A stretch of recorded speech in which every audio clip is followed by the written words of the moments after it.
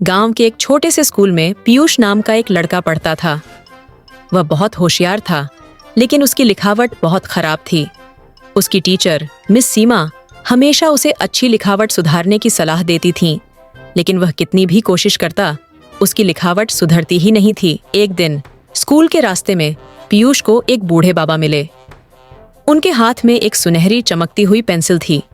बाबा ने मुस्कुराते हुए कहा, बेटा, ये कोई आम पेंसिल नहीं है, ये एक जादुई पेंसिल है। इससे जो कुछ भी लिखोगे वह सुंदर बन जाएगा, लेकिन याद रखना, इसका सही इस्तेमाल करना और मेहनत करना मत छोड़ना। पीयूष बहुत खुश हुआ और धन्यवाद कहकर पेंसिल ले ली। जब उसने कक्षा में उस पेंसिल से लिखना शुरू किया तो उसकी लिखावट अचानक सुंदर और साफ हो गई।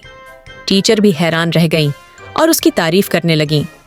अब पीयूष इस पेंसिल का इस्तेमाल अपने सभी कामों में करने लगा। वह सोचता था कि मेहनत करने की जरूरत ही नहीं है, क्योंकि जादुई पेंसिल उसके लिए सब आसान बना रही थी।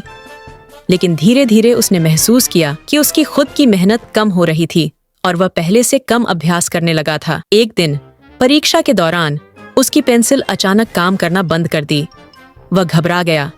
उसके पास कोई दूसरा उपाय नहीं था, क्योंकि वह अब अपनी सामान्य लिखावट से लिख ही नहीं पाता था। परीक्षा का समय खत्म हो गया और वह बहुत निराश हुआ। परीक्षा के बाद वह उसी रास्ते पर गया जहां उसे बाबा मिले थे, लेकिन इस बार बाबा कहीं नहीं थे। वहां एक पत्थर पर लिखा था, सच्ची जादू मेहनत में होती है, सहारे में नहीं। पीयूष को अपनी गलती समझ आ गई।